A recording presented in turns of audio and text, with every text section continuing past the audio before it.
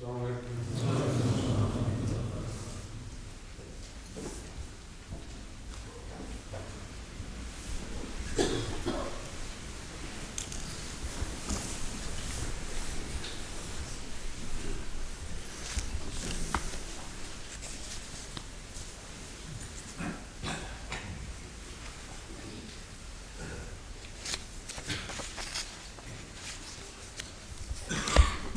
نساء کی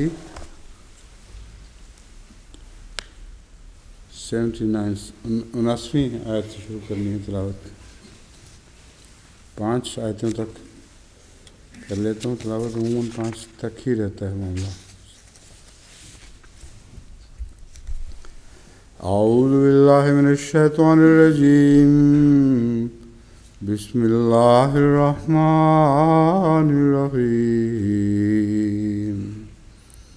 اینما تکونوا یدرککم الموت ولو کنتم فی بروج مشیدہ وإن تصبهم حسنة يقولوا هذه من عند الله وإن تصبهم سيئة يقولوا هذه من عندك قل كل من عند الله فما لهؤلاء القوم لا يكادون يفقهون حديثا.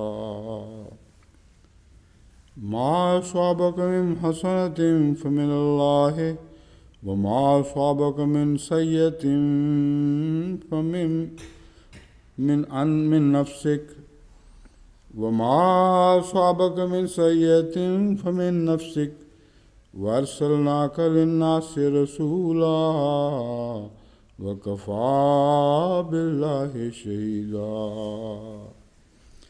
من يطع الرسول فقد أطاع الله ومن تولى فما أرسلناك عليهم حفيظا.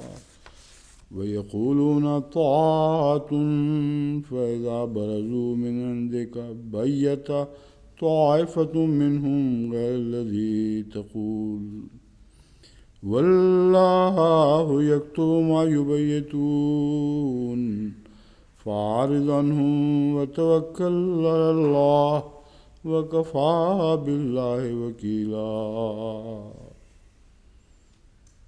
ہوگی 5 آیت.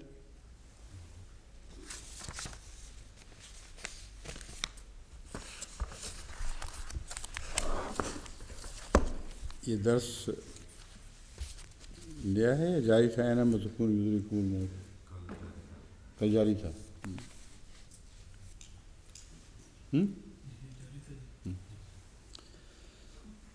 اینما تکونوا یدرککم الموت ولو کنتم فی بروج مشیدہ. تم جہاں کہیں بھی ہو موت تمہیں آ لے گی خواہ تم مضبوط بنائے ہوئے برجوں میں ہی ہو. اور اگر انہیں کوئی حسنہ پہنچتی ہے تو کہتے ہیں یہ اللہ کی طرف سے ہے، اور اگر انہیں کوئی برائی پہنچتی ہے تو وہ کہتے ہیں یہ تیری طرف سے ہے. تو کہہ دے کہ سب کچھ اللہ ہی کی طرف سے ہوتا ہے. بس ان لوگوں کو کیا ہو گیا ہے، کوئی بات سمجھنے کے قریب تک نہیں پھٹکتے.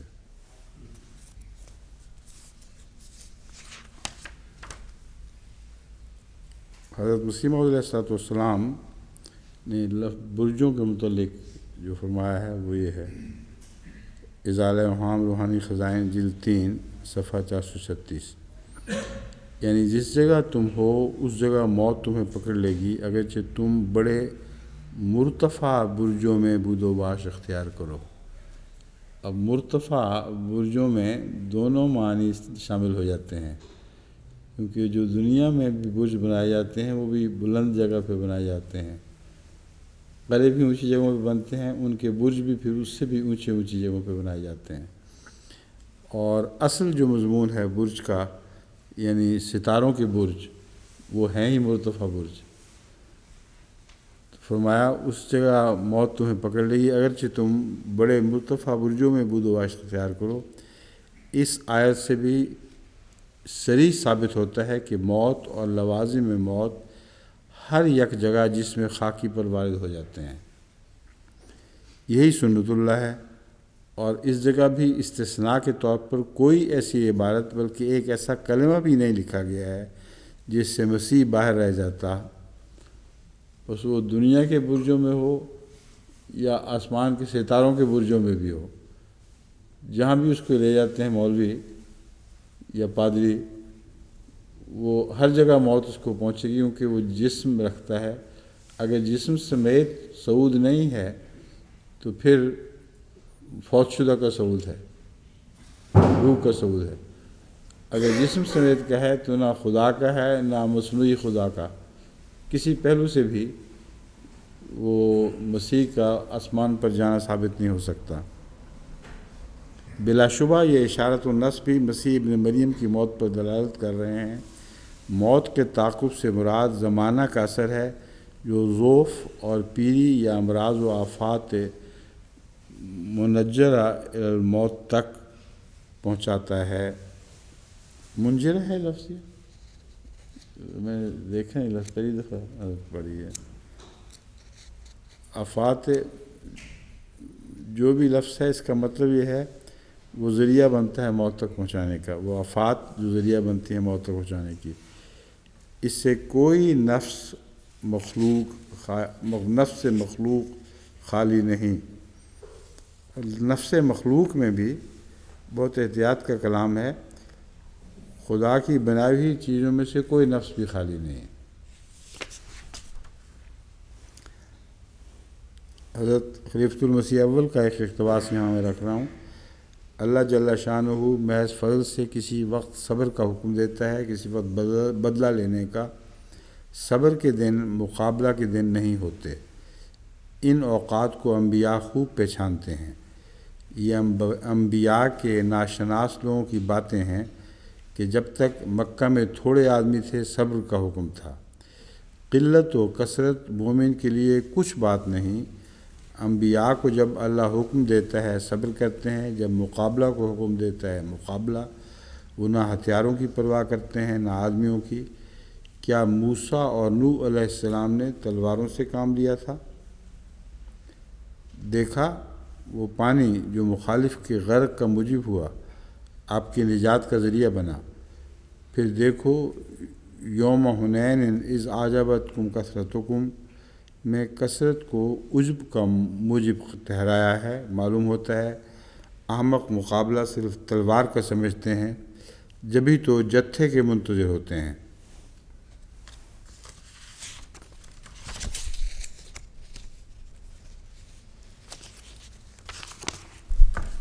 عمومی تعلق ہے اس کا اسی مضمون سے، اس لیے اس کو بھی رکھ لیا تھا میں نے۔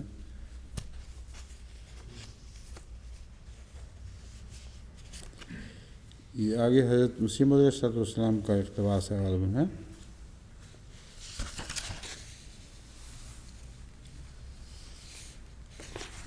یہاں لکھا نہیں ہوا اوپر، لیکن عبارت سے لگ رہا ہے مسیح موعود علیہ السلام کا ہی ہے۔ ہاں جی، الحکم 29 مئی 1903 صفحہ 149۔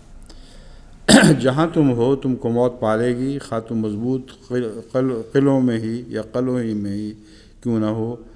اگر ان کو کچھ سکھ اور نیکی پہنچتی ہے تو کہتے ہیں یہ اللہ کی طرف سے ہے، اور اگر دکھ پہنچتا ہے تو کہتے ہیں یہ تیری طرف سے ہے۔ تو کہہ دے کہ سکھ اور دکھ سب ہی اللہ تعالیٰ کی طرف سے ہے کہ وہی بھیجتا ہے۔ ان لوگوں کو کیا ہو گیا ہے کہ بات کو نہیں سمجھتے؟ بات یہ ہے کہ جو سکھ اور نیکی پہنچتی ہے اس کا سرچشمہ تو اللہ تعالیٰ کی پاک ذات ہے، اور جو دکھ پہنچتا ہے اس کا سرچشمہ تیرا اپنا ہی نفس ہے، اور ہم نے تم کو لوگوں کی طرف پیغام پہنچانے والا بنا کر بھیجا ہے، اور اس بات پر خدا کی گواہی کافی ہے۔ جنگوں کی فلسفی سے تم آگاہ ہو کہ دین، آبرو، جان اور مال کی حفاظت کے واسطے اس قسم کی ضرورت پڑتی ہے کہ جنگ کی جاوے، اور بہت سی بیش قیمت جانوں کو بچانے کے واسطے کچھ جانیں قربان کر دی جاتی ہیں۔ موت سے انسان بچ سکتا تو ہے نہیں، بچ تو سکتا ہی نہیں، پھر ذلت کی موت کیوں اختیار کی جائے؟ ہر ایک قسم کا سکھ اور نیکی اللہ تعالیٰ ہی کی طرف سے آتی ہے، اس کے سوا کسی دوسرے میں طاقت نہیں ہے کہ سکھ دے سکے۔ خدا تعالیٰ رحمان ہے، اس نے سکھ کے سامنے ہاتھ، پاؤں، آنکھ، ناک، چہرہ، سب اعضاء اور آرام دہ اشیاء اپنے فضل سے مہیا کیے ہیں۔ سکھ کے سامنے نہیں، سکھ کے سامان۔ خدا تعالیٰ رحمان ہے، اس نے سکھ کے سامان، ہاتھ پاؤں، آنکھ، ناک، چہرہ، سب اعضاء اور آرام دہ اشیاء اپنے فضل سے مہیا کیے ہیں۔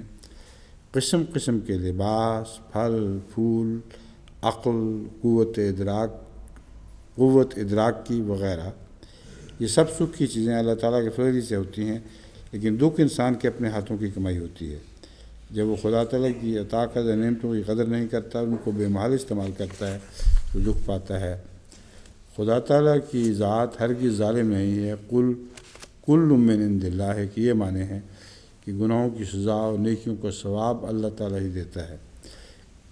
اس اقتباس میں وہ جو بحث اٹھائی گئی ہے مختلف فقہاء، علماء اور مفسروں کی طرف سے، کہ بظاہر ایک تضاد نظر آ رہا ہے۔ ایک جگہ اللہ فرماتا ہے کہ تیری طرف سے جو دکھ پہنچتا ہے ان کو وہ اپنے ہاتھوں سے ہے، اور جو سکھ پہنچتا ہے وہ اللہ کی طرف سے آتا ہے۔ دوسری جگہ اللہ تعالیٰ فرماتا ہے کہ سب کچھ اللہ کی طرف سے ہے۔ تو اس بحث میں اکثر مفسرین الجھے ہوئے ہیں کہ بظاہر تضاد ہے۔ حضرت مسیح موعود علیہ السلام کی اس عبارت میں اس تضاد پر سے پردہ اٹھایا گیا کہ تضاد کوئی نہیں ہے، مختلف جہتوں سے ایک ہی بات کو پیش کیا جا رہا ہے۔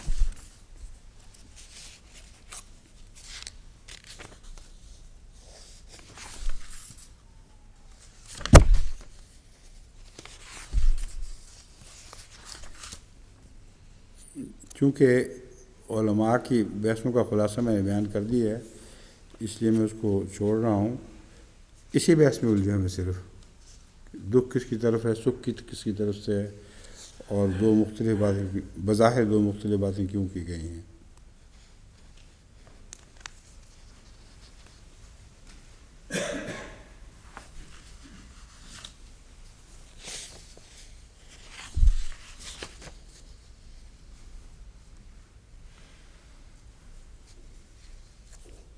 اور حضرت امام راضی نے یہ بات لکھی ہے کہ یہ سلوک صرف رسول اللہ صلی اللہ علیہ وآلہ وسلم سے نہیں ہوا کہ جب بھی کوئی مصیبت پڑتی ہے تو کہہ دیتے ہیں نعوذ باللہ من ذالک۔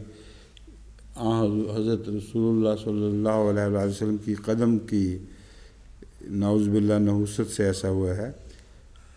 یہی لوگ ہیں جنہوں نے موسیٰ کو بھی تو یہی کہا تھا، اور اس سلسلے میں وہ آیت پیش کر رہے ہیں، فَإِذَا جَاءَتْهُمُ الْحَسَنَةُ قَالُوا لَنَا هَٰذِهِ وَإِن تُصِبْهُمْ سَیِّئَةٌ یَطَّیَّرُوا بِمُوسیٰ وَمَن مَّعَهُ، کہ جب ان کو کوئی اچھی بات پہنچتی تھی تو کہتے تھے یہ ہمارا ہے، یہ ہماری وجہ سے ہے، اور جب بھی کوئی سختی پہنچتی تھی، پھلوں میں کمی اور کئی قسم کی سختیاں ہوتی تھیں، تو کہتے تھے کہ موسیٰ اور اس کے ساتھیوں کی وجہ سے ہے۔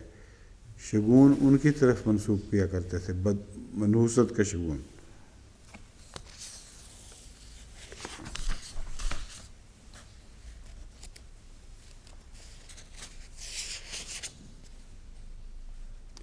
حضرت مسلم موعود نے بھی اسی طرف اشارہ کیا ہے کہ موسیٰ کی قوم نے موسیٰ علیہ السلام سے بھی تو کہا تھا کہ ہمیں تکالیف پہنچیں، من قبل ان تاتینا من بعد ما جئتنا، اس سے پہلے کہ تو ہمارے پاس آیا اور بعد اس کے کہ تو ہمارے پاس، من بعد ما جئتنا، اس سے پہلے کہ تو آیا اور بعد اس کے کہ تو آیا۔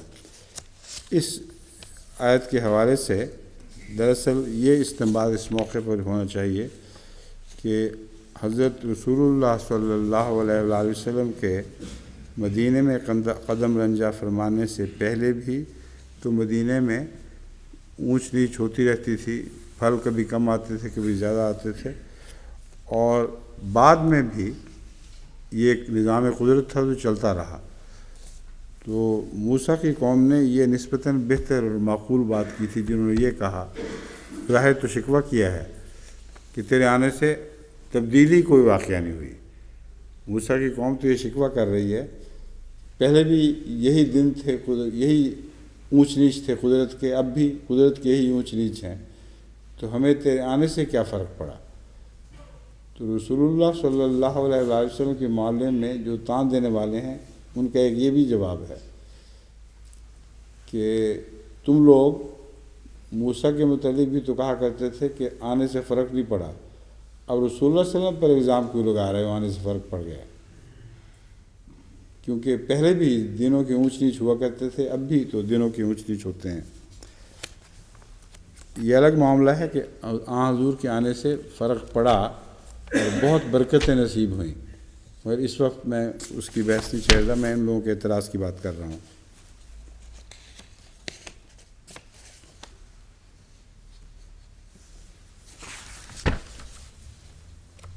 آگے پھر یہ بحث اٹھی، منافقوں کا قول تھا یا مومنوں کا قول تھا۔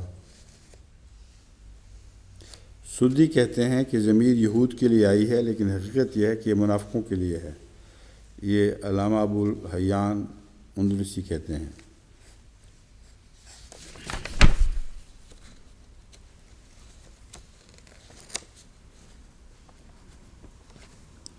اب بیضاوی کی طرف یہ بہت باتیں منسوخ کرتے رہتے ہیں، کیونکہ بیضاوی میں یہ چیزیں بہت نکل آتی ہیں، کیونکہ بیضاوی نے دراصل وہ شافعی تھے، دراصل انہوں نے علامہ زمخشری کی کتاب کشاف سے بہت سا استفادہ کیا ہے۔ علامہ زمخشری جو کشاف کے مصنف تھے، ان کے اوپر معتزلہ ہونے کا الزام لگایا گیا ہے، اس لحاظ سے کہ معتزلہ کے کو کہتے ہیں وہ لوگ جنہوں نے دین کے بنیادی حصوں سے انحراف کر لیا۔ حالانکہ جو انحراف کا الزام ہے یہ قطعاً جھوٹا ہے، کیونکہ انحراف نہیں کیا، اس کی عقلی توجیحات پیش کی تھیں۔ علامہ زمخشری کی کتاب الکشاف گزشتہ تمام تفسیروں میں ایک امتیازی مقام رکھتی ہے، کیونکہ انہوں نے اس زمانے کے مولویوں کی طرف سے جو ضد تھی کہ خدا نے کہا عقل میں آئے یا نہ آئے مان جاؤ، اس کے برعکس یہ موقف اختیار کیا کہ یہ تمام امور جو اللہ تعالیٰ بیان فرماتا ہے، ایک بھی ایسی بات نہیں جو عقل میں نہ آ سکے، اور یہ عقلی تشریحیں ہیں۔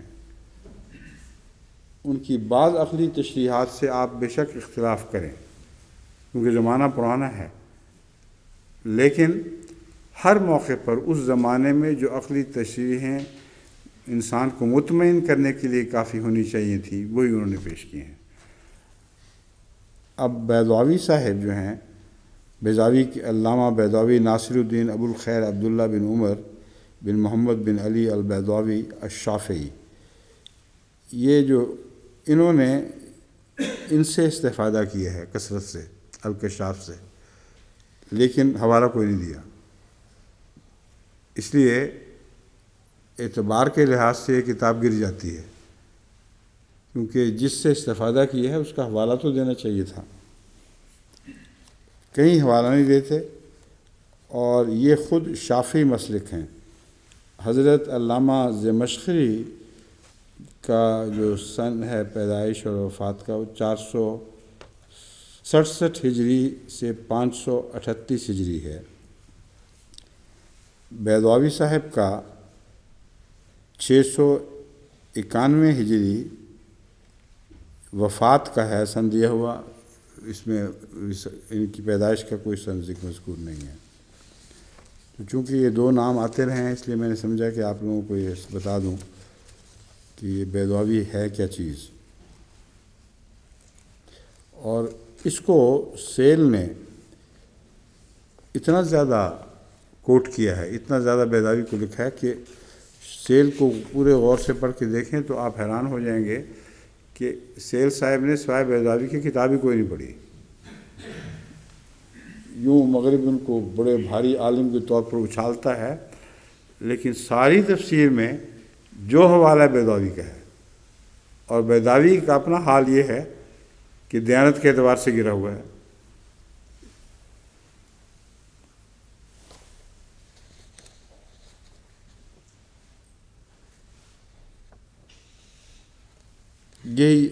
یہ جو سیل اسی حوالے کو بیضاوی کی طرف منسوب کر کے کہتا ہے، انہوں نے کہا یہ تو تیری نحوست ہے، جیسا کہ یہود نے حضرت یہ بیضاوی کے الفاظ ہیں کہ حضرت صلی اللہ علیہ وسلم کے مدینہ آنے کے بعد کہا جب سے محمد مدینہ میں آیا ہے اس کے پھل کم ہو گئے ہیں، اور ان کی قیمتیں بڑھ گئی ہیں۔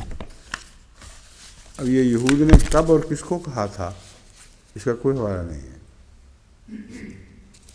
یہ باتیں بھی وراثتاً چلی آ رہی ہیں تفاسیر میں، لیکن معین حوالہ کوئی بھی موجود نہیں کہ یہود نے کس کو کب کہا تھا کہ رسول اللہ صلی اللہ علیہ وسلم کے آنے کے بعد پھل کم ہو گئے ہیں، کیونکہ مدینے میں موسموں کے اونچ نیچ اسی طرح جاری رہے ہیں، کبھی کم کبھی زیادہ، لیکن ایک ایسی برکت نصیب ہوئی جو پہلے نصیب نہیں تھی کہ مسلمان کثرت سے باہر سے جب آتے تھے تو ان کا چیزوں کا مطالبہ بڑھ جاتا تھا، اور اس کے نتیجے میں قیمتیں خود بخود زیادہ ہوا کرتی ہیں، اور قیمتوں کا زیادہ ہونا اقتصادی لحاظ سے اس شہر کے لیے بہتر ہوا کرتا ہے۔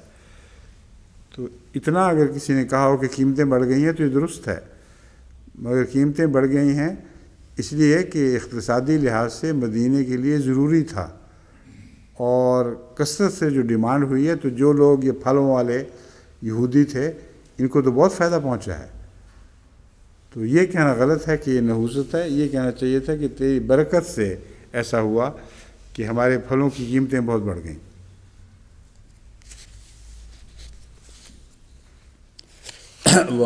ما اصابک من مصیبت فمن اللہ وما اصابک من سیئۃ فمن نفسک وارسلناک للناس رسولا وکفیٰ باللہ شہیدا۔ جو بھلائی تجھے پہنچے تو وہ اللہ ہی کی طرف سے ہوتی ہے، اور جو ضرر رساں بات تجھے پہنچے تو وہ تیرے نفس کی طرف سے ہوتی ہے، اور ہم نے تجھے سب انسانوں کے لیے رسول بنا کر بھیجا ہے، اور اللہ بطور گواہ کافی ہے۔ حل لغات میں یہ اگرچہ عام معروف باتیں ہی ہیں جو سب کے علم میں ہونی چاہیے، حسنہ کس کو کہتے ہیں، مگر حل لغات کے حوالے سے میں حضرت امام راغب کی لغت آپ کے سامنے رکھتا ہوں۔ آپ فرماتے ہیں حسنہ ہر ایسی نعمت کو کہتے ہیں جو انسان کے دل، اس کے بدن اور اس کے احوال میں اسے خوش کر دے۔ یہ تعریف بہت اچھی کی ہے حضرت امام راغب نے۔ ہر ایسی نعمت کو کہتے ہیں جو انسان کے دل، اس کے بدن اور اس کے احوال میں اسے خوش کر دے، اور سیئہ اس کی ضد ہے۔ حسنہ کے معنی خوشحالی، کشادگی اور کامیابی کے ہیں۔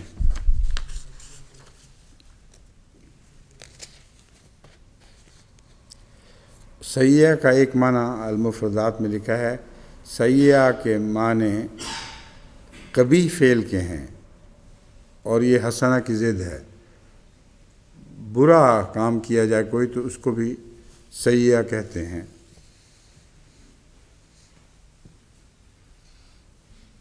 اس کے ساتھ ایسا سلوک کیا جو اسے ناپسند تھا، اسے غمگین کر دیا، یہ بھی سیئہ کے معنی ہیں۔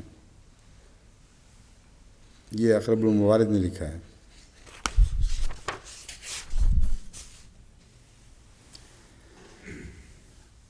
حدیث نبوی ہے، ان عائشہ قالت قال رسول اللہ صلی اللہ علیہ وسلم لا تصیب المؤمن شوکۃ فما فوقها الا قص اللہ بها من خطیئتہ۔ مسند احمد بن حنبل کی روایت ہے کہ حضرت عائشہ رضی اللہ تعالی عنہ نے فرمایا کہ حضرت صلی اللہ علیہ وآلہ وسلم نے فرمایا ما من مصیبت یصاب بها المسلم،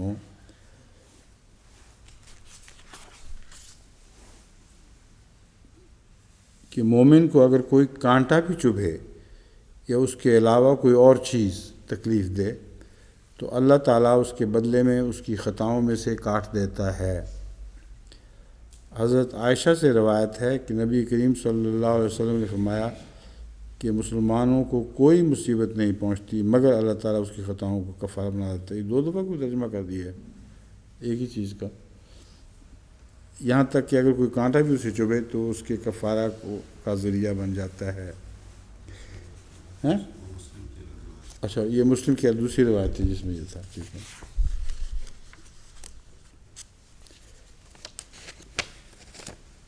اس کا مطلب یہ بنتا ہے کہ انبیاء کے آنے سے اگرچہ بعض دفعہ مومنوں کو اپنی غلطی سے بھی تکلیف پہنچتی ہے، جو ایک جاری قانونی قدرت ہے۔ تو من نفسک سے کیا مراد ہے؟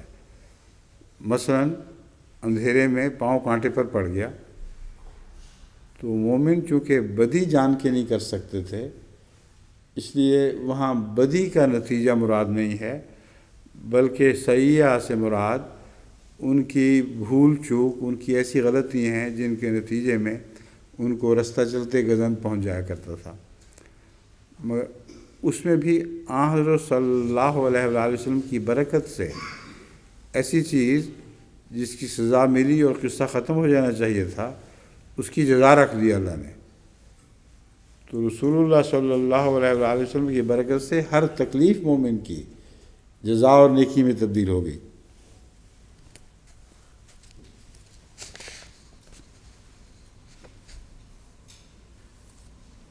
یہ جو خطاب ہے وما اصابک من سیئۃ فمن نفسک، اس میں علامہ ابو عبداللہ القرطبی کہتے ہیں کہ یہ خطاب نبی اکرم صلی اللہ علیہ وسلم سے ہے، لیکن مراد آپ کی امت ہے، یعنی اے لوگو تمہیں جو خوشحالی اور رزق کی فراخی ملی ہے وہ محض تم پر فضل الہی ہے، اور جو تمہیں قحط سالی اور تنگی رزق پہنچی ہے وہ تمہارے اپنے نفسوں کی وجہ سے ہے۔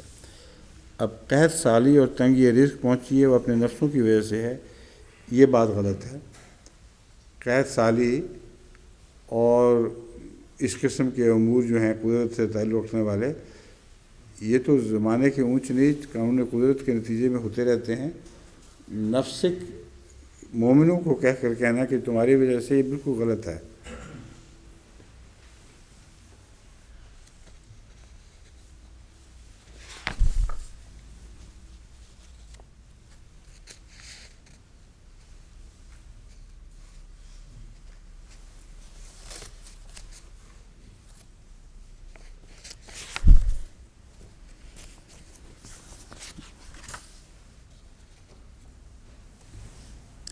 امام راضی لکھتے ہیں کہ ابو علی الجبائی کے نزدیک یہ بات ثابت شدہ ہے کہ سیئہ کا لفظ کبھی تو مصائب اور مشکلات کے لیے آتا ہے اور کبھی گناہ اور مصیبت کے لیے۔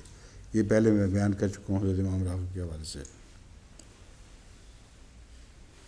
اللہ تعالیٰ نے پہلی آیت میں سیئہ کا لفظ اپنی طرف منسوب کیا ہے، قل کل من عند اللہ، اور اس آیت میں اس کی نسبت بندے کی طرف بیان کی ہے، وما اصابک من سیئۃ فمن نفسک۔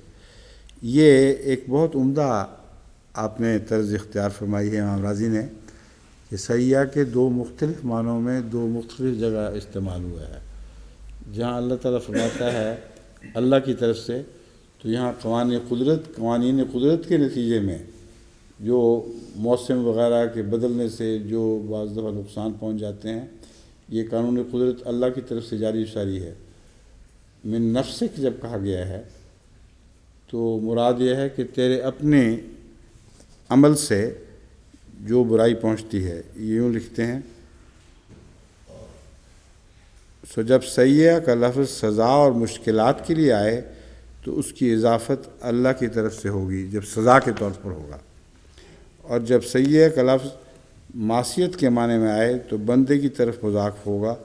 یہ بھی بات ٹھیک ہے، مگر انہوں نے وہ موسموں کی تبدیلی والا حال نہیں لیا۔ مراد یہ ہے کہ دو طرح سے مضافتیں بدل سکتی ہیں، ایک اس پہلو سے کہ اگر سزا کے طور پر آئے تو اللہ کی طرف مضاف ہوگا، اور جب معصیت کے معنی میں آئے تو بندے کی طرف مضاف ہوگا۔ یہ بھی ایک اچھی توجیہ ہے۔ من یطع الرسول فقد اطاع اللہ ومن تولی فما ارسلناک علیہم حفیظا، جو اس رسول کی پیروی کرے تو اس نے اللہ کی پیروی کی، اور جو پھر جائے تو ہم نے تجھے ان پر محافظ بنا کر نہیں بھیجا۔ سورہ النساء آیت 81۔ اہل لغات میں حفیظ بمعنی حافظ بیان کیا گیا المفردات میں۔ حفیظ، حافظ، نگران، حفاظت کرنے والے کو کہتے ہیں۔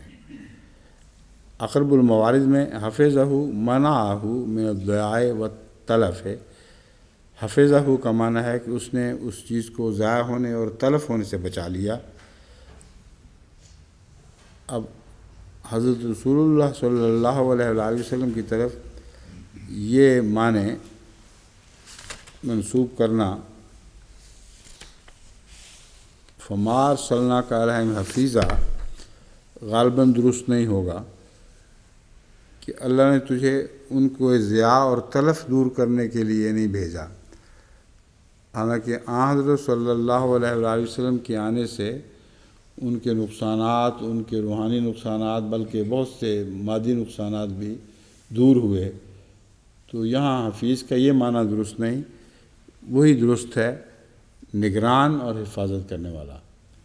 تو نے اپنا فرض ادا کر دیا، پھر بھی اگر وہ نقصان اٹھاتے ہیں تو ان معنوں میں تو جواب دہ نہیں ہے۔ حفیظ سے مراد جیسے گڈریا اگر اس کا گلے کی حفاظت پر معمور ہے، وہ اپنا کام کرتا رہے، اگر حوادث زمانہ کے نتیجے میں کچھ بھیڑیں کہیں گر جائیں، کوئی نقصان اٹھا لیں، تو گڈریے کو اس کا ذمہ دار نہیں قرار دیا جا سکتا۔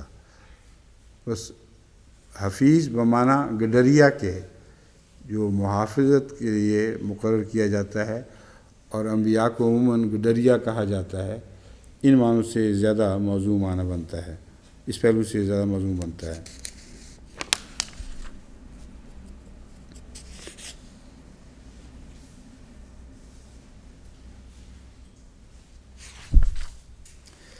اب میں باقی پہلو چھوڑ کر یہ مونٹگومری واٹ کا ایک حوالہ آپ کے سامنے رکھتا ہوں۔ جیسا کہ میں ہمیشہ سے آپ کی خدمت میں عرض کرتا رہا ہوں، اس زمانے میں مستشرقین میں اور پادریوں میں اسلام اور رسول اللہ صلی اللہ علیہ وآلہ وسلم کا سب سے بڑا دشمن مونٹگومری واٹ ہے، اس میں ایک ذرہ بھی شک نہیں۔ اور کبھی کبھی وہ اندر سے پھوڑا پھٹ جاتا ہے، مواد بے اختیار باہر نکلتا ہے۔ اس آیت کریمہ نے وہ کام کیا ہے کہ اس کو پڑھتے ہی یوں لگتا ہے جیسے عاطف شاں پھٹ جائے۔ اس طرح وہ رسول اللہ صلی اللہ علیہ وسلم کے متعلق بیہودہ سرائی کرتا ہے، اور مقابل پر حضرت عیسیٰ علیہ السلام کا مقام بلند دکھانے کی کوشش کر رہا ہے۔ یہ حوالہ یہ ہے: While it is true that rebellion against the messengers of God is rebellion against God، اس سے اتفاق ہے کہ خدا کے بھیجوں کے خلاف بغاوت خدا کے خلاف بغاوت ہے، yet there is a vast difference between the teachings of the true messengers of God and that of Muhammad at this point۔ کہتا ہے لیکن خدا کے سچے انبیاء کی تعلیم اور محمد کی تعلیم میں زمین آسمان کا فرق ہے۔ آپ بتائیں کہ اس آیت سے یہ فرق کہاں سے اس بدبخت انسان نے نکالا ہے؟ بیچارے نے، بدنصیب ہے جو ایسی بیہودہ باتیں کر رہا ہے۔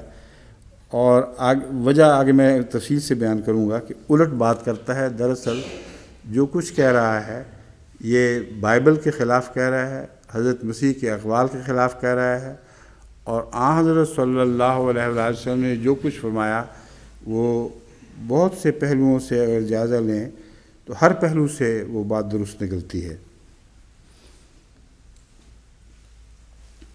The habit of associating himself with God and so making implicit obedience to him necessary to salvation is not the least of the many blasphemies of Muhammad۔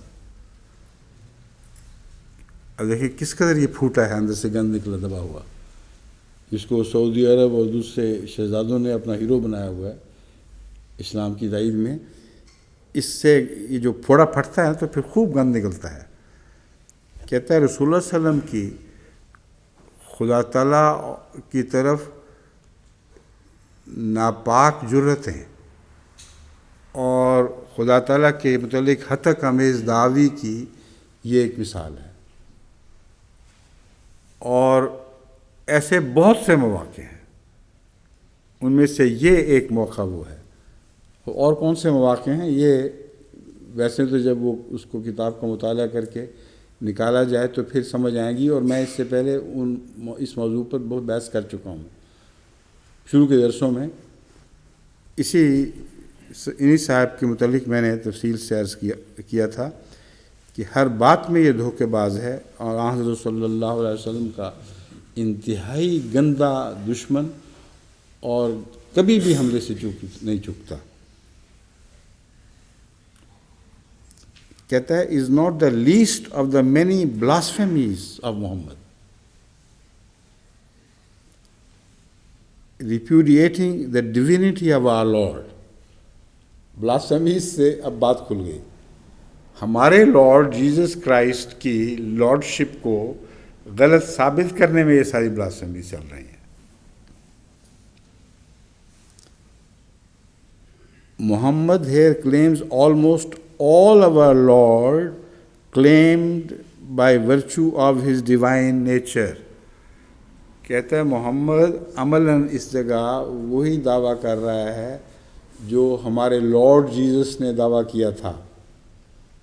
by virtue of his divine nature، اس کی بنا وہ الہی صفات تھیں جو اس کے فطرت میں تھیں، یعنی اس کی بناوٹ میں، اس کی تخلیق میں جو الہی صفات تھیں ان کی بنا پر وہ دعویٰ کرتا تھا، اور رسول اللہ صلی اللہ علیہ وسلم نے اس کو رد کرنے کی خاطر اس کی جگہ آپ لے لی ہے۔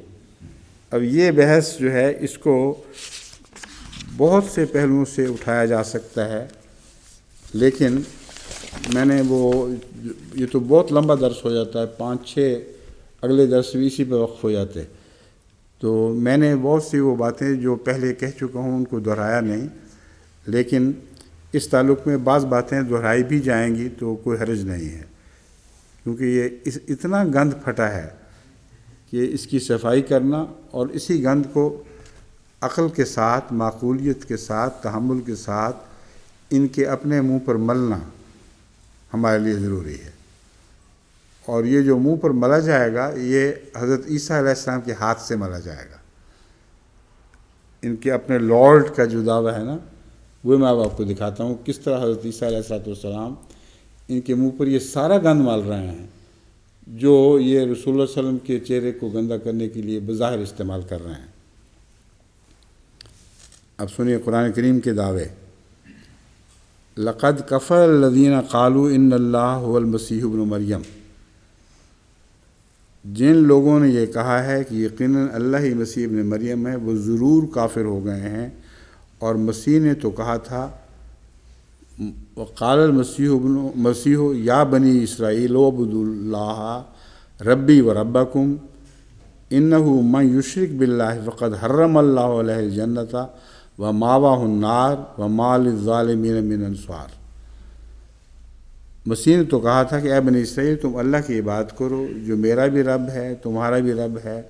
بات یہی ہے کہ جو شخص کسی کو اللہ کا شریک بنائے تو سمجھو کہ اللہ نے اس پر جنت کو حرام کر دیا ہے، اس کا ٹھکانہ دوزخ ہے، اور ظالموں کا کوئی بھی مددگار نہیں۔ بس حضرت مسیح کا یہ دعویٰ ہے کہ یہ لوگ جو مسیح کو خدا دکھا رہے ہیں آل لارڈ کہہ کے، ایسی بات کہہ رہے ہیں جو اللہ پر بہتان ہے۔ مسیح کے قول کے مطابق ان کا ٹھکانہ دوزخ ہے، اور یہ میں مسیح کے اقوال سے ثابت کر دوں گا۔ قرآن کریم نے جو دعویٰ کیا ہے، ہر دعوے کی تائید میں بائبل کا حوالہ پیش کروں گا تاکہ ان کا منہ اگر بند ہو سکتا ہے تو ہمیشہ کے لیے بند ہو جائے، یا پھر قبر کی مٹی بند کرے گی اور پھر آگے اللہ کا معاملہ ہے۔ پھر فرمایا لقد کفر الذین قالوا ان اللہ ثالث ثلاثہ۔ یہ ٹرینٹی کا جو یہ پرچار کر رہے ہیں، یہ ٹرینٹی کا بھی ایک اس میں اسکاٹ لینڈ میں اور انگلستان وغیرہ میں ٹرینٹی کا سب سے بڑا نمبردار یہ شخص ہے۔ فرمایا لقد کفر الذین قالوا ان اللہ ثالث ثلاثہ، یقیناً وہ لوگ کافر ہو گئے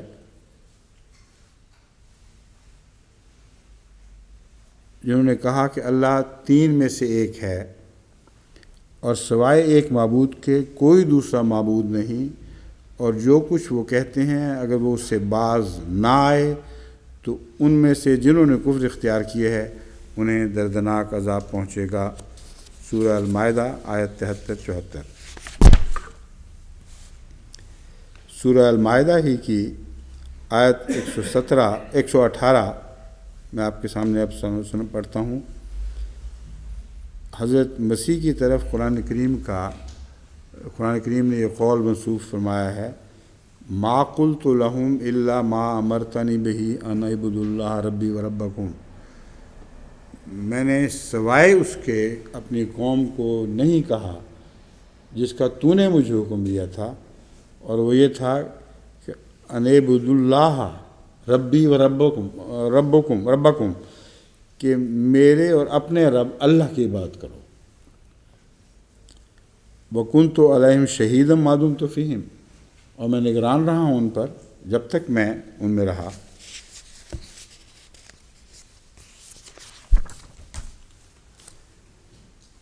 پھر سورہ نساء ہی میں جس کی اس وقت تفسیر ہو رہی ہے، اللہ تعالیٰ فرماتا ہے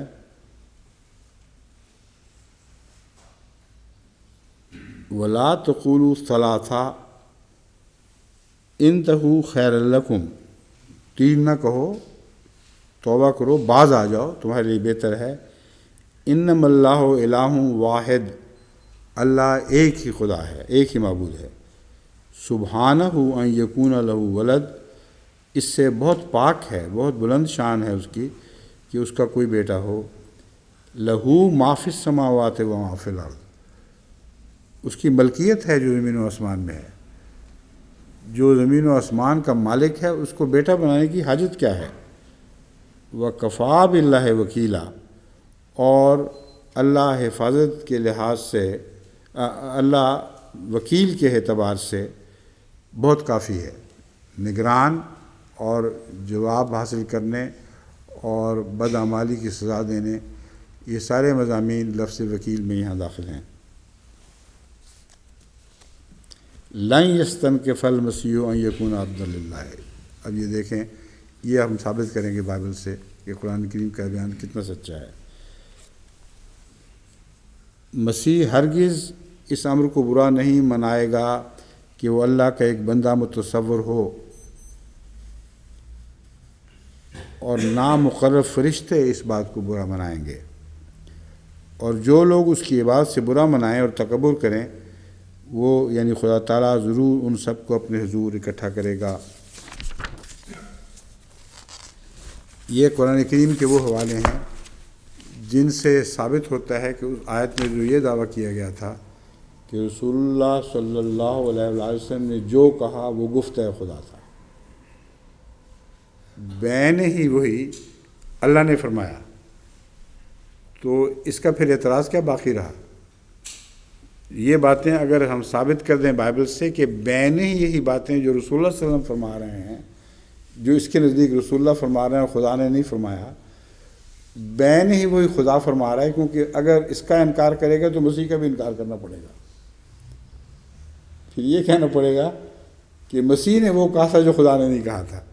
اس لیے ایسا پھنس گیا اس موقع پر آ کے کہ کوئی نکلنے کی راہ نہیں، لاتا ہی نہ مناس، بچ کے نکل کے دکھائی نہیں سکتا یہ شخص۔ انجیل کے حوالے آپ سن لیں۔ انجیل میں مسیح کا خدائی سے انکار۔ مسیح نے یہود کے سامنے ابن اللہ کا دعویٰ کیا تو انہوں نے طیش میں آ کر پتھراؤ کیا۔ مسیح نے کہا مجھے کس قصور کی سزا دیتے ہو؟ انہوں نے کہا تو انسان ہو کر اپنے تئیں خدا بناتا ہے اور کفر بکتا ہے۔ مسیح نے کہا کیا تمہاری شریعت میں نہیں لکھا کہ میں نے کہا تم خدا ہو، جبکہ اس نے انہیں جن کے پاس کلام آیا خدا کہا، اور ممکن نہیں کہ کتاب باطل ہو۔ یوحنا باب 10 آیت 34 تا 35۔ مراد یہ ہے کہ جو تمہاری شریعت نے، بائبل نے باتیں لکھی ہیں، اگر وہ جھوٹی ہیں تو پھر میں بھی جھوٹ بول رہا ہوں. اگر جن باتوں کو تم سچا کہتے ہو میں وہی باتیں دہراتا ہوں تو میں نے کیسے کفر بکا؟ اور خدا استعارتاً ان بندوں کو جو اس کی غلامی کرتے ہیں اور بیان ہوئی باتیں کرتے ہیں جو خدا چاہتا ہے ان کو خدا کہہ دیا کرتا ہے. یہ مراد ہے اس حوالے سے. پھر فرمایا چنانچہ زبور باب 42-41 میں، ہاں یہ حوالہ ہے اسی کا جو حضرت مسیح نے حوالہ دیا تھا، اس کا حوالہ یہ ہے.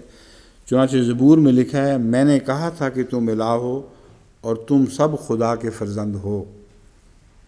زبور باب 82 آیت 6. یوحنا باب 17 آیت 3 میں ہے، ہمیشہ کی زندگی یہ ہے کہ وہ تجھ خدائے واحد اور برحق کو اور یسوع مسیح کو جسے تو نے بھیجا ہے جانے. اب رسول کی اور کیا تعریف ہے؟ جسے خدا نے بھیجا ہے. اور خدا کون ہے؟ وہ تجھ خدائے واحد اور برحق کو، ایک ہی خدا ہے، اس کے سوا کوئی نہیں، باقی جو بھی ہے وہ بھیجا ہوا ہے. یہ ان کی اپنی انجیل گواہی دے رہی ہے. غیر اللہ کو خدا ماننا بے وقوفی ہے. رومیون باب 1 آیت 21 تا 23. اگرچہ انہوں نے خدا کو جان تو لیا مگر اس کی خدائی کے لائق اس کی تمجید اور شکر گزاری نہ کی. وما قدر اللہ حق قدر ہی کا مضمون ہے جو اس میں بیان ہوا ہے. بلکہ باطل خیالات میں پڑ گئے اور ان کے بے سمجھ دلوں پر اندھیرا چھا گیا. وہ اپنے آپ کو دانا جتا کر بے وقوف بن گئے. یہ آج کل کے پادریوں کا یہی حال ہے بیچاروں کا. اور غیر فانی خدا کے جلال کو فانی انسان اور پرندوں اور چوپایوں اور کیڑے مکوڑوں کی صورت میں بدل ڈالا. یہ رومیون ان کی اپنی کتاب کا حوالہ ہے. متی باب 13 آیت 53 تا 58. جب یسوع یہ تمثیلیں ختم کر چکا تو ایسا ہوا کہ وہاں سے روانہ ہو گیا اور اپنے وطن میں آ کر ان کے عبادت خانے میں ان کو ایسی تعلیم دینے لگا کہ وہ حیران ہو کر کہنے لگے کہ اس میں یہ حکمت اور معجزے کہاں سے آئے؟ کیا یہ بڑھئی کا بیٹا نہیں؟ اور اس کی ماں کا نام مریم اور اس کے بھائی کا یعقوب اور یوسف اور شمون اور یہودا نہیں؟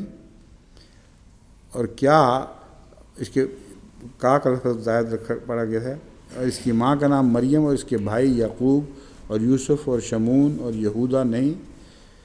اور کیا اس کی سب بہنیں ہمارے ہاں نہیں؟ پھر یہ سب کچھ اس میں کہاں سے آیا؟ اور انہوں نے اس کے سبب سے ٹھوکر کھائی. مگر جب سب کچھ مسیح کے ساتھ یہ کر بیٹھے تو مسیح کے الفاظ کیا تھے؟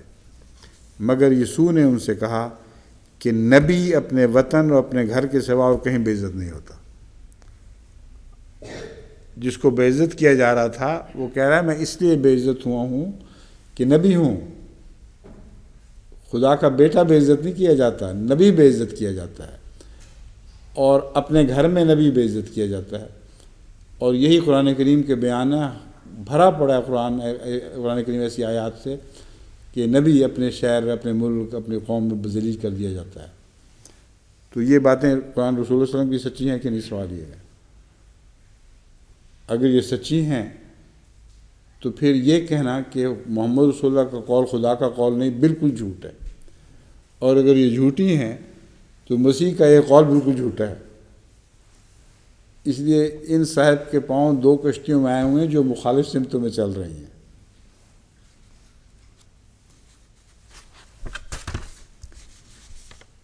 انجیل میں توحید کا بیان کس طرح ہے؟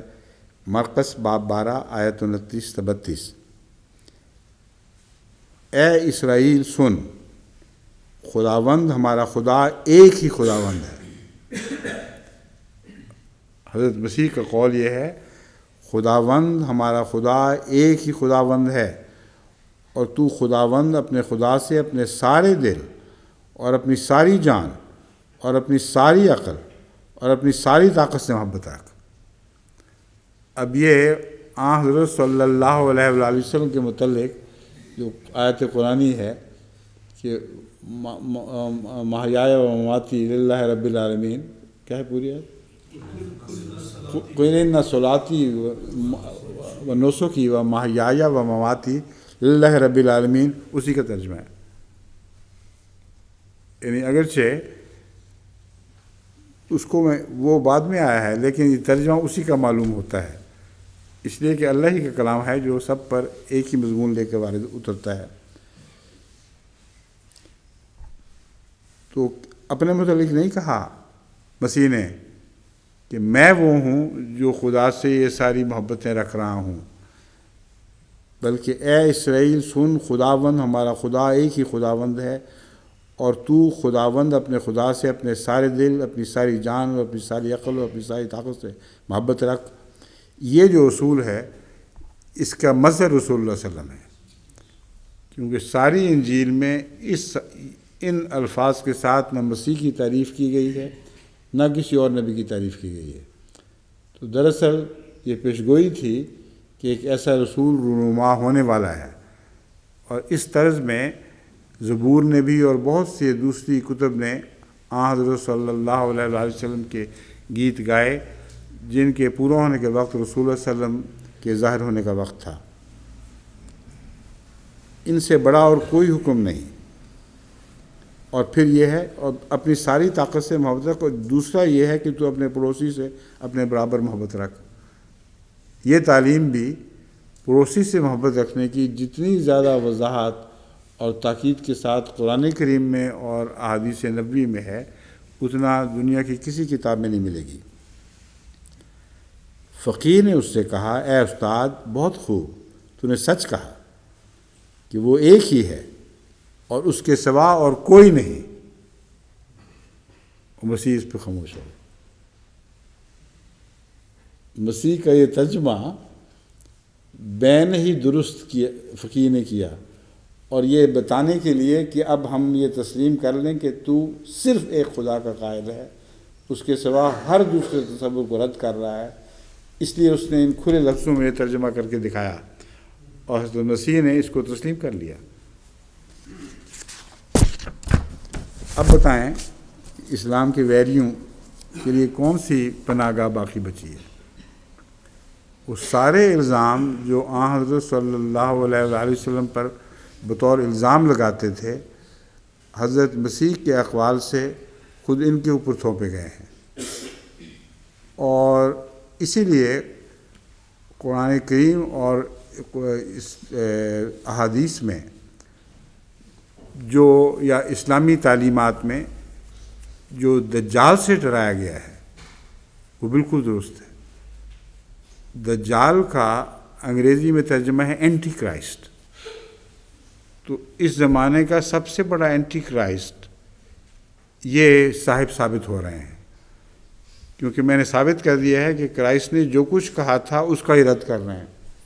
تو اینٹی کرائسٹ کہتے ہی اس کو ہیں، جو سچے کرائسٹ، سچے یسوع کی باتوں کا اس قدر بے باکی سے انکار کر رہا ہو، اس سے بڑھ کر اینٹی کرائسٹ کوئی نہیں ہو سکتا.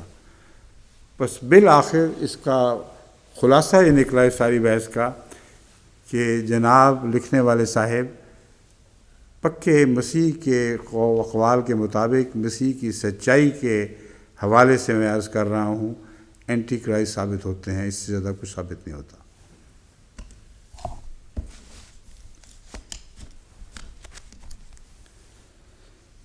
سورہ نساء آیت 82 وَيَقُولُونَ طَاعَةٌ، اور وہ منہ سے اطاعت کہتے ہیں، پھر جب وہ تجھ سے الگ ہو جاتے ہیں تو ان میں سے ایک گروہ ایسی باتیں کرتے ہوئے رات گزارتا ہے جو اس سے مختلف ہیں جو تو کہتا ہے، اور اللہ ان کی رات کی باتوں کو احاطہ تحریر میں لے آتا ہے. پس ان سے اعراض کر اور اللہ پر توکل کر، اور اللہ نگہبان کے طور پر کافی ہے. سورہ نساء آیت 82. برزا کا لفظ کیا معنی رکھتا ہے؟ برزا خرجا، نکلا. ایک معنی اس کا چڑھائی بھی ہے اور مخفی باتوں کو کھول کر باہر نکالنا بھی ہے. مگر اس موقع پر برازہ کا سیدھا سادہ واضح ترجمہ جو صادق آئے گا وہ ہے اقرب الموارد کی روح سے خراجہ نکلا۔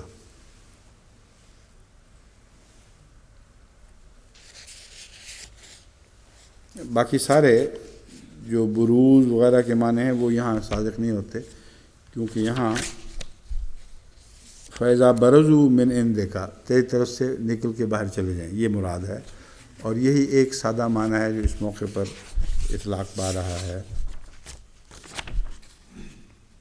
بیتا یبیتون المفردات کی روح سے بیتون سے لفظ بیتا نکلا ہے۔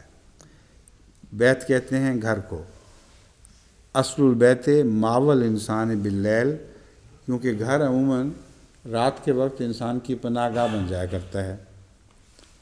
البیوت ما یفعل باللیل، رات کو جو کچھ کیا جائے اسے بیوت کہتے ہیں۔ جیسے امام راغب فرماتے ہیں قال تعالی بیت طائفۃ منہم، بیت طائفۃ منہم فرما کر رات کی تدبیروں کی طرف اشارہ فرمایا ہے۔ تو گھر تو پناہ گاہ ہیں سکون کی خاطر، لیکن وہ لوگ جو اس پناہ گاہ کا غلط استعمال کرتے ہیں اور گھروں میں چھپ کر مکر و فریب سے کام لیتے ہیں، ان کے لیے بیت کا لفظ کا محاورہ استعمال ہوا ہے۔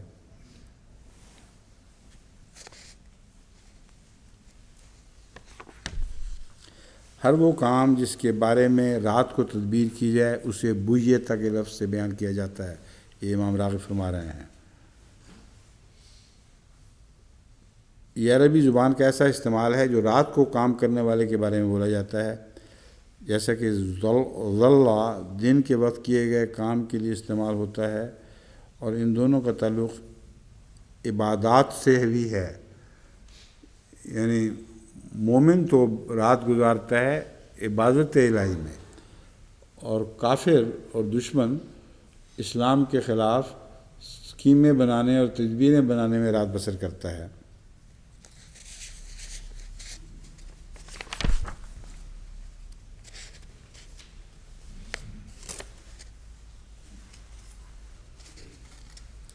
حضرت خلیفۃ المسیح نے سادہ لفظوں میں اس کو یوں بیان فرمایا ہے، وہ کہتے ہیں کہ ہم تو فرما بردار ہیں، پس جب باہر چلے جاتے ہیں تیرے پاس سے تو جو کچھ تو کہتا ہے اس کے خلاف رات کو چھپ چھپ کر ایک گروہ کانا پھوسی کرتا ہے، اور اللہ تعالیٰ جو کچھ وہ کرتے ہیں اسے محفوظ رکھتا ہے۔ یہ لکھ رکھنا جو آیا تھا اس کا مطلب ہے اسے محفوظ کر دیتا ہے، جو تحریر میں چیز آ جائے وہ اس بڑی پکی محفوظ ہو جاتی ہے۔ ایک چینی کہاوت ہے کہ ہلکی سی ہلکی روشنائی سے جو قریباً مٹی ہوئی ہو اس سے جو چیز لکھی جائے وہ پختہ سے پختہ یادداشت سے بھی بہتر ہے۔ بہت حکمت کی بات ہے۔ قرآن کریم نے ان معنوں میں کتاب کا لفظ استعمال فرمایا ہے کہ وہ تحریریں لکھی جاتی ہیں، اور کس طرح لکھی جاتی ہیں؟ قیامت کے دن ان کے جلود، ان کے اپنے وجود ہر طرح سے گواہی دیتے ہیں کہ ہاں یہی بیان ہی یہی ہوا تھا۔ اور کسی کو ملزم ثابت کرنے کے لیے، مجرم ثابت کرنے کے لیے گواہیاں ضروری ہیں، ایسی گواہیاں جو قطعی ہوں، اور تحریر سے بڑھ کر قطعی گواہی کوئی نہیں ہو سکتی، اس لیے اللہ تعالیٰ نے ہر جگہ اسے تحریر سے ہی مستنبط فرمایا ہے، لفظ تحریر سے ہی اس کا استدلال فرمایا ہے۔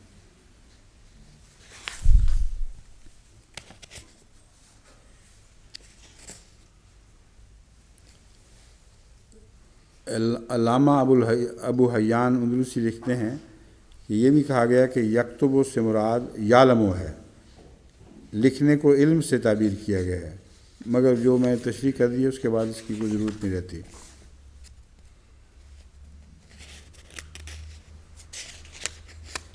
امام راضی بھی اسی کی تصدیق کرتے ہیں۔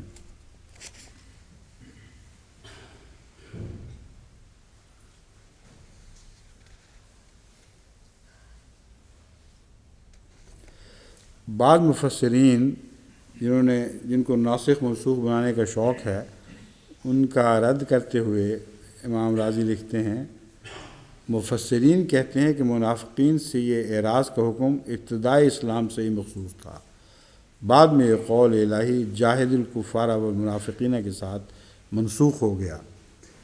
یعنی قرآن کریم نے جو فرمایا ہے کہ منافقوں سے اعراض کر، تو یہ اس وقت تک تھا جب تک گویا کمزور تھے، بعد میں ان سے لڑائی کر کے حکم نے اس اعراض کے حکم کو منسوخ فرما دیا۔ یہ دراصل اعراض کا معنی ہی نہیں سمجھے یہ مفسرین، اعراض کے بدلے مقابل پہ توکل علی اللہ کا حکم ہے۔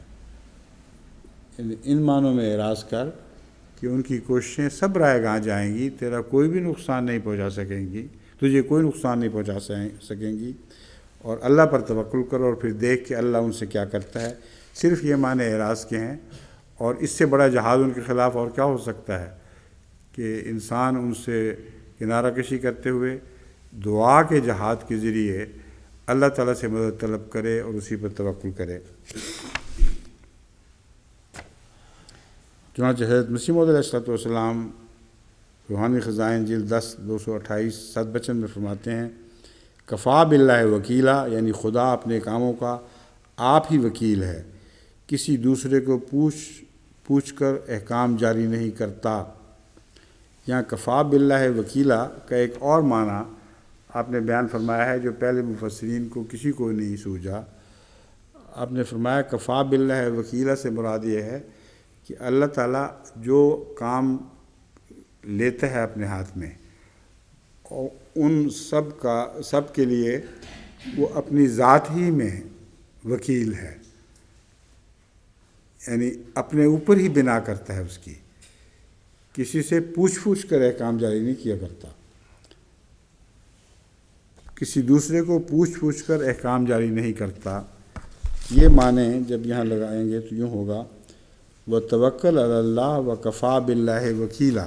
اب اس کا جوڑ بھی تو ہونا چاہیے، جوڑ یہ بنتا ہے کہ اللہ پر توکل کر جس کے حکم کی مطابقت میں تو نے یہ سارا سلسلہ جاری کیا ہے، اور اللہ نے جو حکم دیے وہ کسی اور سے پوچھنے کا محتاج نہیں تھا، بلکہ اپنی جناب سے حکم دیے ہیں، اور جو اپنی جناب سے حکم دیے ہیں ان پر نگران ہونا، ان کو سچا ثابت کر دینا، یہ خدا ہی کا کام ہے۔ بس اسی پر توکل کر جس کے احکام تیری زبان سے جاری ہو رہے ہیں۔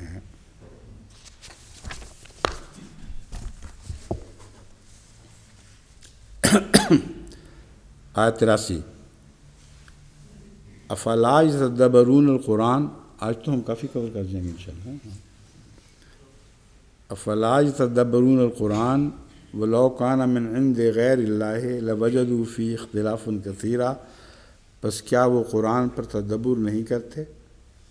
حالانکہ وہ اللہ کے سوا کسی اور کی طرف سے ہوتا تو ضرور اس میں بہت اختلاف پاتے۔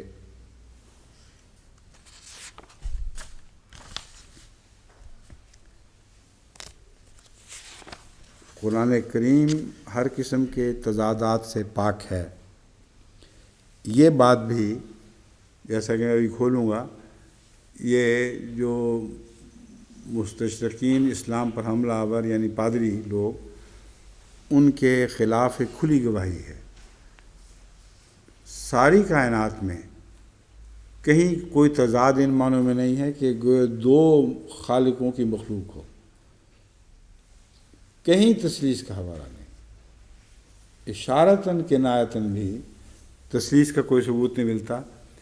ایک ہی خدا کافی ہے اس بوجھ کو اٹھانے کے لیے جو کائنات کا بوجھ ہے، اور اس بوجھ میں ان کے عیسائی محققین نے جتنی بھی جستجو کی ہے، جتنا بھی تلاش کیا ہے، کہیں بھی تضاد نہیں دیکھتے۔ پرفیکٹ سمیٹری، اتنا کامل توازن ہے کہ ان کی عقلیں دنگ رہ جاتی ہیں۔ اس لیے وہ اتنا تو سمجھ گئے ہیں، خواہ خدا کے قائل نہ ہوں یا نہ ہوں، کہ بنانے والا ہاتھ ایک ہی ہے۔ اگر خود بخود بنائے تو ساری کائنات ہی وہ ایک ہے، اس کے سوا اور کوئی کائنات نہیں ہے۔ اور اگر بنائی گئی ہے تو ایک خدا کی طرف سے بنائی گئی ہے، تثلیث کا تو اشارتاً بھی ذکر نہیں۔ اس پہلو سے اب میں اس حدیث کو آپ کے سامنے رکھتا ہوں۔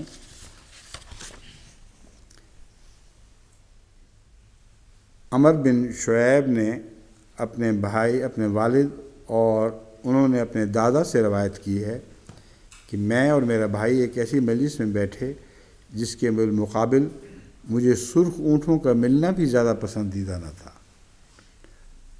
عربوں میں سرخ اونٹوں کی بہت قیمت ہوا کرتی تھی، بہت عظیم الشان سواریاں تھیں سرخ اونٹوں والی۔ تو کہتا ہے ایسی بات ہے کہ میں اس کے مقابلے پر سرخ اونٹوں کی بھی کوئی پرواہ نہیں کرتا کہ وہ لاکھ کسی اور کے ہوں، میرے نہ ہوں، مگر اس رات میں، اس مجلس میں جو مجھے لطف آ گیا ہے اس کا مقابلہ نہیں ہو سکتا۔ میں اور میرا بھائی جب آئے تو رسول اللہ صلی اللہ علیہ وسلم کے دروازوں میں سے ایک دروازے کے سامنے بزرگ صحابہ کی ایک جماعت کو بیٹھا ہوا پایا۔ بس ہمیں ان میں مخل ہونا اچھا نہ لگا، جیسے بچے ہوں یا نسبتاً ان کے ساتھ زیادہ ہو، تو انہوں نے کہا بہتر ہم ایک طرف ہٹ کے بیٹھتے ہیں۔ ان میں مخل ہونا اچھا نہ لگا، اس لیے ہم ان سے الگ ایک حجرے میں جا بیٹھے۔ حجرہ پاس ہی ہوگا جس سے دکھائی دے رہا تھا کہ وہاں کیا ہو رہا ہے اور سنائی بھی دے رہا ہوگا۔ انہوں نے قرآن کریم کی ایک آیت کا ذکر کیا اور اس کے بارے میں باہمی اختلاف کرنے لگے۔ قرآن کریم کی ایک آیت کے حوالے سے وہ جو صحابہ کا گروہ تھا وہ آپس میں اختلاف کرنے لگ گیا، یہاں تک کہ ان کی آوازیں بلند ہونا شروع ہوئیں۔ ایک نے کہا یہ مطلب ہے، دوسرے نے کہا یہ مطلب ہے، اور آوازیں اس جوش کے ساتھ بلند ہوئیں اور رسول اللہ صلی اللہ علیہ وسلم تک یہ آوازیں پہنچیں۔ اس پر آن حضرت صلی اللہ علیہ وسلم ناراضگی بھرے سرخ چہرے کے ساتھ باہر تشریف لائے۔ یہاں سرخ اونٹوں کے ذکر کے بعد سرخ چہرے کا ذکر ایک فصاحت و بلاغت کی مثال ہے عربوں کی زبان دانی کا، کہ اس سرخ چہرے کو دیکھنا کہاں اور لاتعداد سرخ اونٹوں کا ملنا کہاں، کوئی نسبت ہی نہیں۔ اور مٹی کی ایک مٹھی ان پر پھینکتے ہوئے فرمایا، یہ عربوں کا دستور تھا کہ خاک ہو تیرے منہ میں، کیا حرکت کر رہے ہو؟ تو مٹھی تو رستے میں ہی گر گئی ہوگی، مراد یہ نہیں تھی کہ ان کے چہروں پر پڑی واقعتاً، یہ کہ وہ کنکریاں تو نہیں تھیں جنہوں نے کفار کے منہ پر پڑنا ہی پڑنا تھا، یہ تو پیار اور محبت کے اظہار کا ایک ذریعہ تھا، پیار اور محبت کی ناراضگی کے اظہار کا۔ فرمایا اے میری قوم ٹھہرو، تم سے پہلے بہت سی امتیں اپنے نبیوں سے اختلاف اور کتاب کے بعض حصوں کے بارے میں اختلاف کرنے کی وجہ سے ہلاک ہو گئیں۔ قرآن کریم یقیناً ایک ایسی کتاب ہے جس کا کوئی حصہ کسی دوسرے حصے کی تکذیب نہیں کرتا۔ یہ وحدانیت ہے قرآن کریم کی، بلکہ اس کے مختلف حصے ایک دوسرے کی تصدیق کرتے ہیں۔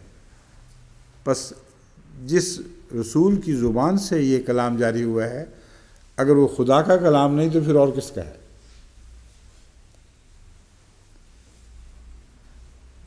اور جس کو تم نہیں سمجھ پاتے اس کے بارے میں اس کے عالم سے پوچھ لیا کرو۔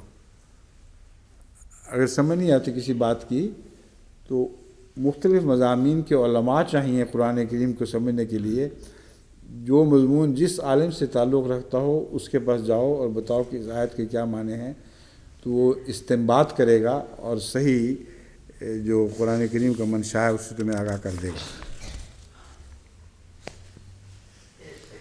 حضرت مسیح موعود علیہ السلام فرماتے ہیں، اس آیت میں حمامۃ البشریٰ چونکہ عربی میں ہے اس لیے اس کا ترجمہ میں آپ کے سامنے اب رکھ رہا ہوں۔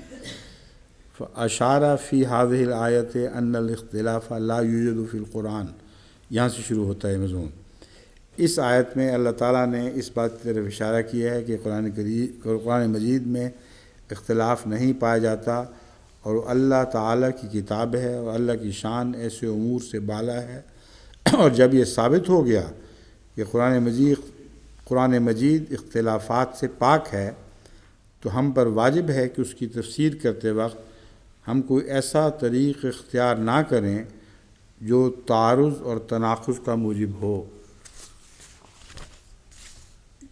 قرآن تناقض سے پاک ہے کہہ کے صرف دعوی نہیں کیا گیا، بلکہ مفسرین کو یہ تنبیہ کر دی گئی ہے کہ جو تفسیر بھی تم کرو گے جو بظاہر ٹکراتی ہوئی دکھائی دے گی وہ تفسیر غلط ہے۔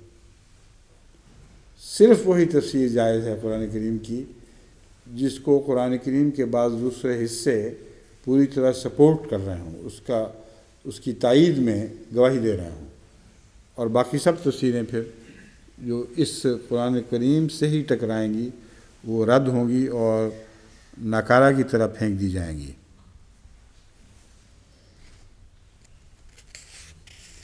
پھر حضرت مسیح موعود علیہ السلام فرماتے ہیں، یعنی کیا یہ لوگ قرآن میں تدبر نہیں کرتے، اور اگر وہ خدا کے سوا کسی اور کا کلام ہوتا تو اس میں بہت سا اختلاف پایا جاتا، اور ظاہر ہے کہ جس زمانے میں قرآن شریف کی نسبت خدا تعالیٰ نے یہ فرمایا کہ اس میں اختلاف نہیں، تو اس زمانے کے لوگوں کا حق تھا کہ اگر ان کے نزدیک کوئی اختلاف تھا تو وہ پیش کرتے، مگر سب ساکت ہو گئے اور کسی نے دم نہ مارا۔ یہ ایک ایسی دلیل ہے جو کسی معقول بنا پر رد کی جا ہی نہیں سکتی،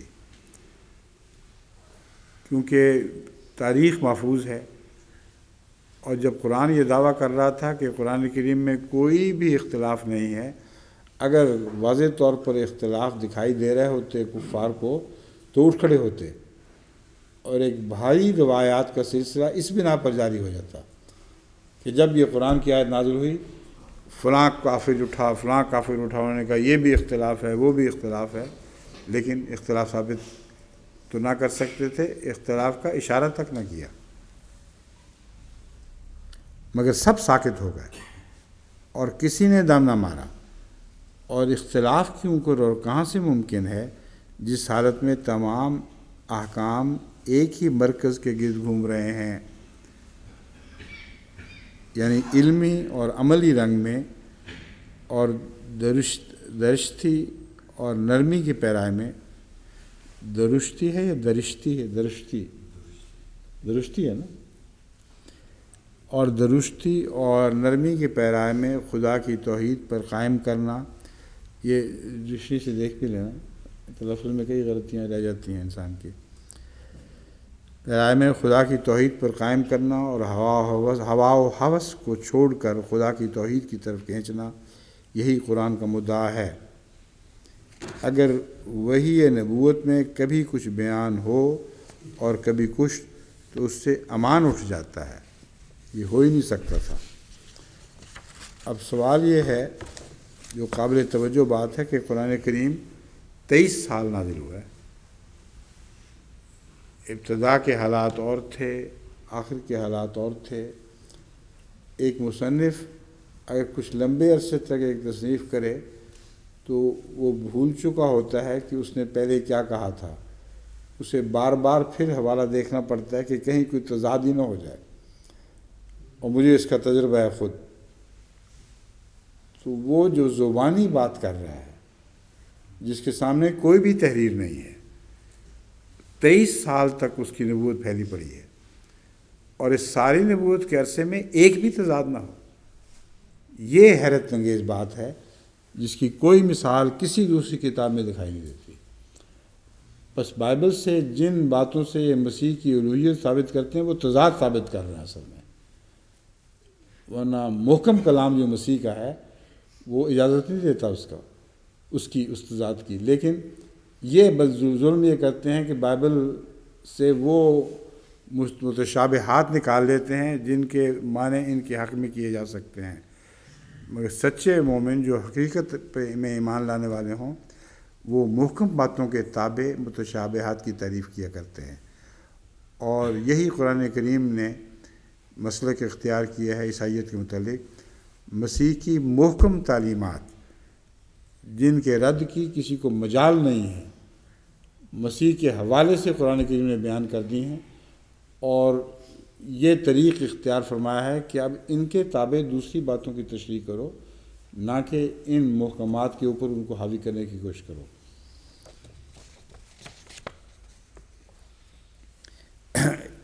اس آیت کے مختلف نوٹس میں مختلف مفسرین کے حوالے ہیں، اور وہ باتیں اب یہاں تکرار کی ضرورت ہی کوئی نہیں، کیونکہ سب نے عام ہی باتیں بیان کی ہیں، کوئی خاص نقطہ بیان نہیں کیا جس کو یہاں بیان کیا جا سکتا۔ ابن جریر طبری، ابو الفدا ابن کثیر، علامہ قاسمی، فیض کاشانی وغیرہ وغیرہ۔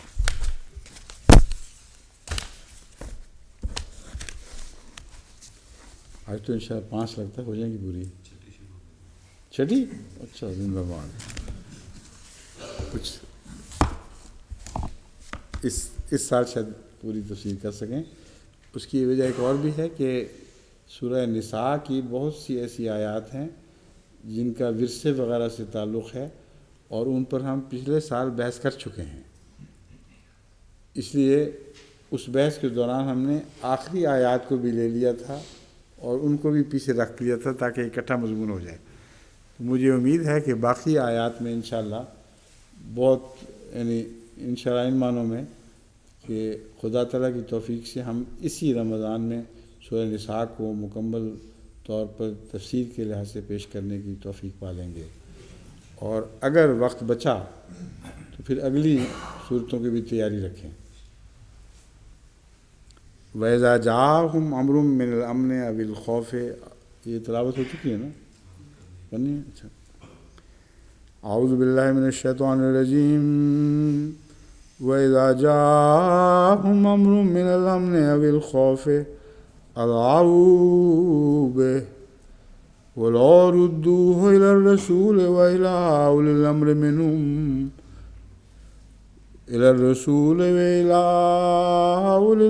مِنْهُمْ لَعَلِمَهُ الَّذِينَ يَسْتَنبِطُونَهُ مِنْهُمْ وَلَوْلَا فَضْلُ اللَّهِ عَلَيْكُمْ وَرَحْمَتُهُ لَاتَّبَعْتُمُ الشَّيْطَانَ إِلَّا قَلِيلًا۔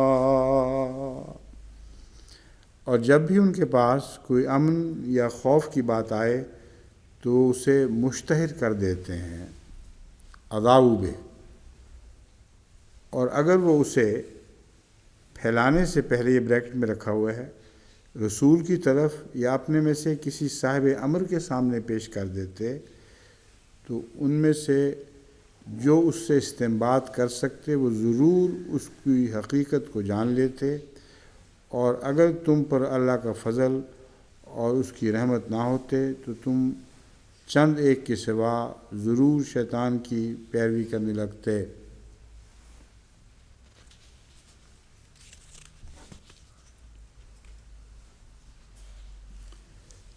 کر سکتے کا لفظ جو ہے یہ رکھا ہوا تھا میں نے اپنے ترجمے میں، یا کرتے تھا؟ نہیں، درست نہیں ہے۔ وہ کرتے ہی اس وقت جب اہل علم اسی وقت استنباط کرتے ہیں جب ان کو پتہ ہو کہ میں اس استنباط کا اہل ہوں، اور قرآن کریم نے اسی لیے کر سکتے کی بحث نہیں اٹھائی۔ یستنبطونہ، جو بھی استعمال آپ نے پھر یہ مجھ سے پوچھے بغیر ہی اس کو ان کمیٹی کی رائے کو داخل کر دیا، اس کو نکال دیں بیچ میں سے۔ ہاں جی، جو اس سے استنباط کرتے وہ ضرور اس کی حقیقت کو جان لیتے، اور اگر تم پر اللہ کا فضل ہو، اللہ کا فضل اس کی رحمت نہ ہوتے تو تم چند ایک کے سوا ضرور شیطان کی پیروی کرنے لگ جاتے۔ اذاعوا بہ کا اقرب الموارد میں ترجمہ وہی ہے جو عام پھیلا دینا، منتشر کر دینا، خبر کو اس کا اشتہار دے دینا۔ اذاعت السر اذاعۃً اذا افشیتہ واظہرتہ، میں نے اس کا راز افشا کر دیا اور اسے ظاہر کر دیا۔ یہ اذاعوا کے معنوں میں ہی ایک معنی دیا گیا۔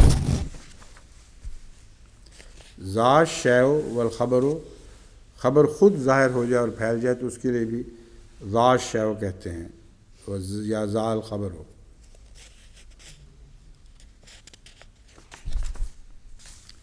یستنبطونہ اے یستخرجونہ، یعنی وہ استدلال کرتے ہیں. استنباط کوئی کرے تو اس کا مطلب ہے اس نے استدلال کیا.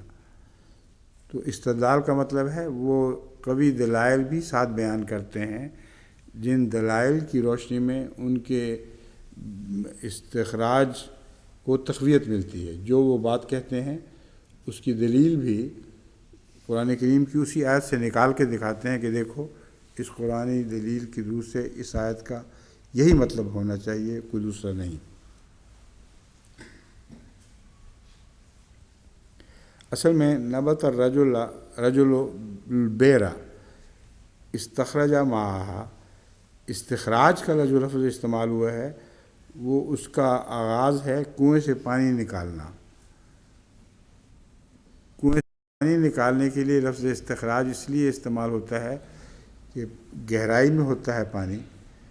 تو یہ لوگ صاحب علم اور صاحب عقل یہ بات کی گہرائی میں اترتے ہیں، اور جب گہرائی میں اترتے ہیں تو وہاں سے خدا تعالیٰ کی طرف سے ان کو پانی مل جاتا ہے.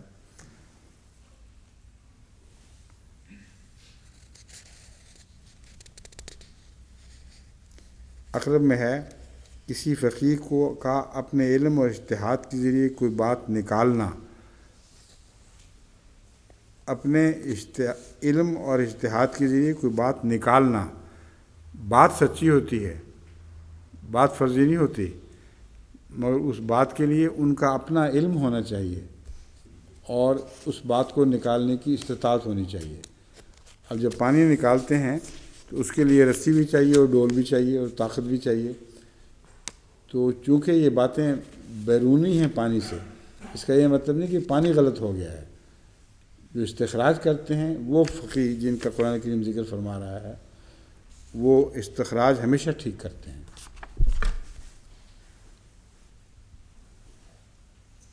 لسان العرب نے استخراج کو استنباط کہا ہے.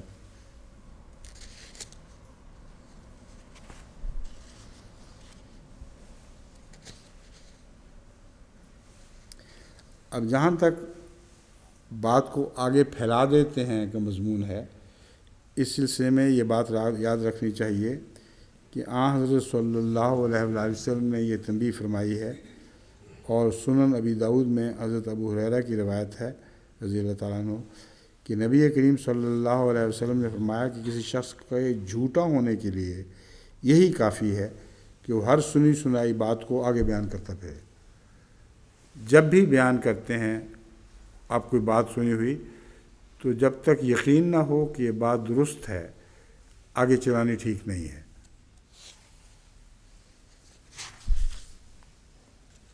اس کے جھوٹا ہونے کی دلیل، اب بعض باتیں تو سچی بھی ہوں گی، سنی سنائی باتیں، تو اس کو جھوٹا کرنے کی دلیل اس لیے بیان فرمایا گیا ہے کہ اس کا یہ تو فرض تھا کم سے کم کہ وہ کہہ دیتا کہ یہ بات میں نے فلاں شخص سے سنی ہے اور اس کے صحیح یا غلط ہونے پر خود چھان بین کر لو، یا اپنی رائے بتا دیتا کہ میرے نزدیک قابل قبول نہیں ہے.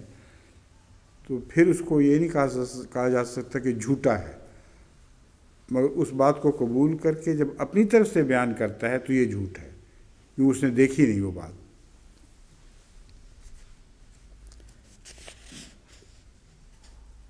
امام فخر الدین رازی کہتے ہیں سنی سنائی بات پھیلانا منافقوں کا فاسد عمل ہے.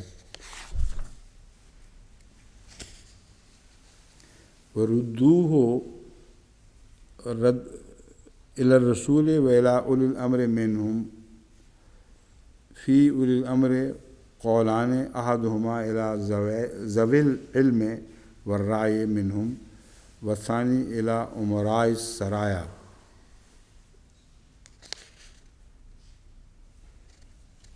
یہ کہتے ہیں یہاں اولو الامر سے مراد ایک تو وہ جو صاحب عقل صاحب فہم لوگ جن کو ان کا اوپر نگران یا امیر مقرر کیا جاتا ہے، کسی پہلو سے ان کو شرف ہوتا ہے، اور کچھ ایک یہ بھی مراد ہے کہ جنگوں کے دوران حضرت صلی اللہ علیہ وآلہ وسلم خود تو شامل نہیں ہوا کرتے تھے. ہر ایسی مہم میں جس میں قتال کا امکان ہو، بس جس میں خود شامل ہوتے تھے اس کو غزوہ کہتے تھے. وہاں تو کوئی بات بھی ہو رسول اللہ صلی اللہ علیہ وسلم سے پوچھی جا سکتی تھی، مگر جہاں غزوہ نہیں ہوتا تھا وہاں امیر اس قافلے کو، فوجی قافلے کو لے کے جاتا تھا، وہاں بھی ان کا فرض تھا کہ اگر رسول اللہ صلی اللہ علیہ وسلم نہیں تو آپ کی نمائندگی میں ایک صاحب فہم و عقل اور متقی آدمی ان کا سردار بنایا گیا ہے، وہ اس سے پوچھ لیتے۔ اچھا جی،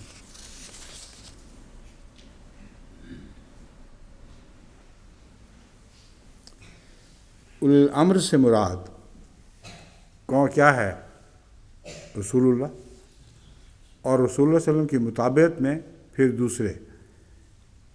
علامہ ابو علی طبرسی المتوفیٰ 538 ہجری لکھتے ہیں کہ الا اولی الامر منہم سے مراد ابو جعفر کہتے ہیں کہ معصوم ائمہ ہیں، جتنے بھی ائمہ ہیں آئیں گے آئندہ بھی، وہ سارے اس آیت میں مراد ہیں کہ یہ اولی الامر ہیں۔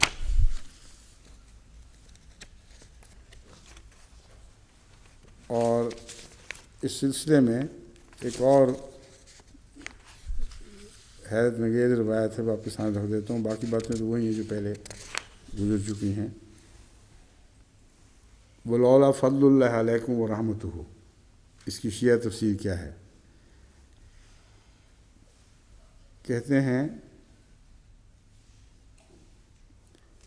فضل سے مراد رسول اللہ ہیں حضرت امام باقر کے نزدیک، اور رحمت سے مراد ائمہ ہیں۔ اللہ کا فضل رسول اللہ اور ائمہ نہ ہوتے تو یہ بہت بڑی حرکت تھی، بہت خطرناک بات ہوتی۔ اور امام کاظم علیہ السلام فرما رہے ہیں کہ رحمت سے مراد رسول اللہ ہیں اور فضل سے مراد علی بن ابی طالب علیہ السلام ہے۔ اگر رسول اللہ اور علی بن طالب نہ ہوتے تو پھر تم لوگ تباہ و برباد ہو جاتے۔ بس یہ اب انشاءاللہ 1 بجے نماز، ٹھیک ہے نا، قریباً 1 بجے۔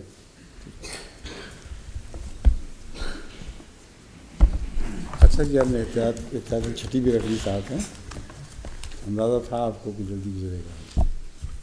السلام علیکم ورحمۃ اللہ۔